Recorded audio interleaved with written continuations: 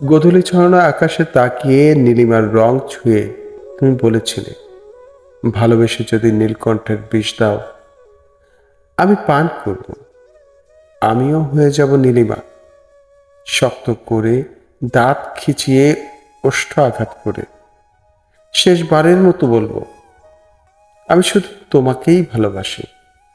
বলেছিলে, যদি ভালোবাসো আমাকে, তোমার হৃদয় গহীনে খুঁজে পাবে।